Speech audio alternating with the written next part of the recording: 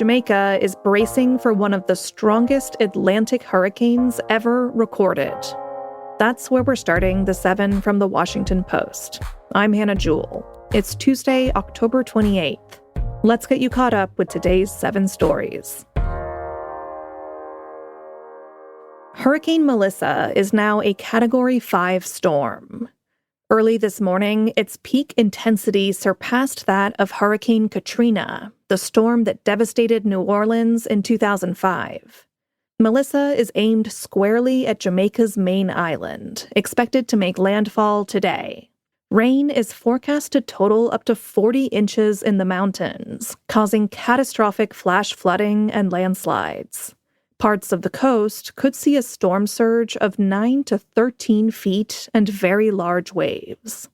At a news conference yesterday, Jamaica's Prime Minister Andrew Holness warned that there is no infrastructure in the region that can withstand a Category 5.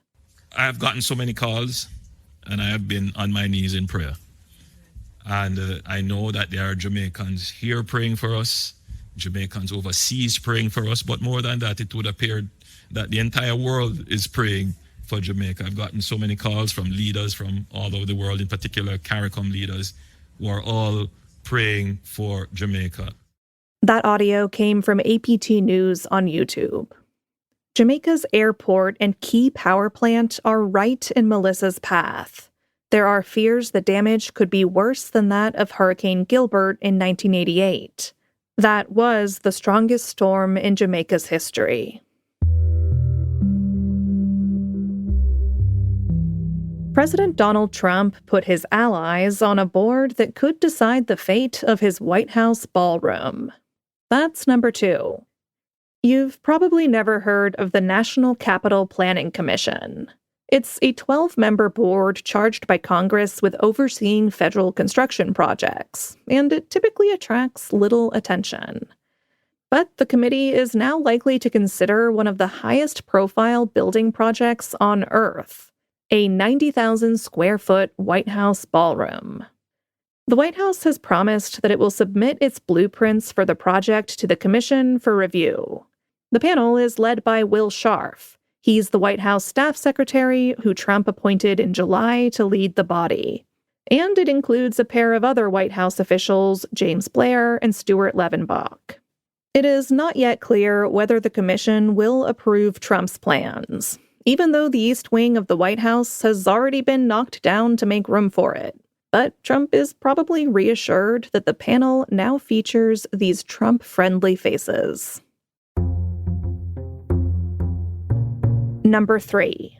The government shutdown could hit free childcare this week. The federal government has been shut down for almost 4 weeks with no end in sight. A dozen times, Democrats in the Senate have rejected a Republican proposal that would fund the government through November 21st. They want Republicans to agree to extend Affordable Care Act subsidies that are set to expire soon, raising health insurance premiums. Republicans say they won't negotiate on the policy while the government is shut down, so each party blames the other for the extended closure. Meanwhile, more and more government programs are struggling to keep offering vital services. At the end of this week, many Head Start programs across the country could be forced to close if the shutdown continues.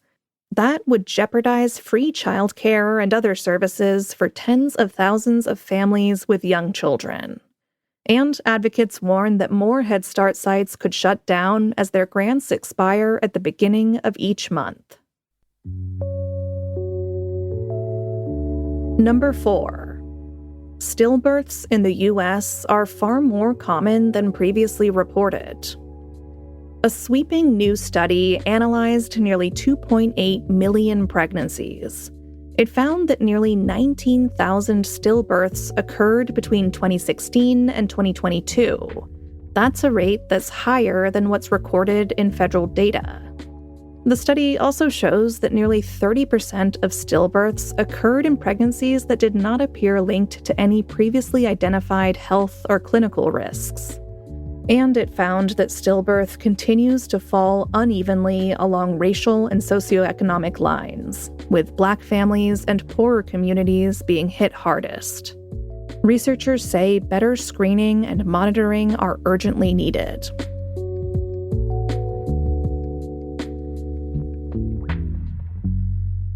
The battle over DEI is messier than ever for companies. That's number 5. When Trump took office last year, he said he would end what he called illegal diversity, equity, and inclusion programs within 48 hours. Many companies saw that as a sign to scrap their representation goals for suppliers and workforces, as well as other DEI policies. But some employees, consumers, and other groups are unhappy with the shift. Target, in particular, has faced heat for its DEI changes. The company is grappling with declining sales after civil rights leaders and frustrated customers stopped shopping there in protest. At the same time, Target faces multiple lawsuits due to its previous DEI policies. And it's still unclear what employers should do from a legal perspective. On the one hand, the Justice Department has encouraged whistleblowers to sue companies over DEI on behalf of the government. On the other hand, the Equal Employment Opportunity Commission has the lowest enforcement levels in decades, even though its acting chair has said ending DEI is a priority.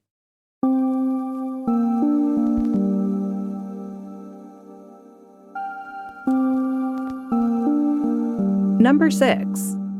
Elon Musk launched a rival to Wikipedia. Yesterday, the tech billionaire and former first buddy to President Trump launched his latest offering to the world, Grokipedia. It's named for Musk's AI chatbot, Grok, and also written by it. Musk has pitched Grokipedia as an unbiased alternative to Wikipedia, a site he has soured on in recent years, partly because he doesn't like the Wikipedia entry for Elon Musk. It's still in an early form, but Grokipedia has already had some technical difficulties, glaring errors, and critics noted passages that were simply copied from Wikipedia. In an interview with the Post last week, Wikipedia's co-founder Jimmy Wales said he didn't have high expectations for Musk's upstart challenger. He said that AI language models aren't good enough to write encyclopedia articles.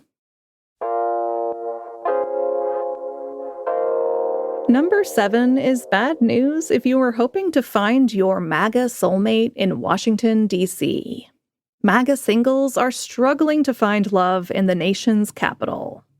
In last year's presidential election, 92.5% of the district voted for Kamala Harris. And though they didn't get the president they wanted, they may have won in another way. It could be easier for them to find love in the city, or at least easier than it is for their Republican counterparts.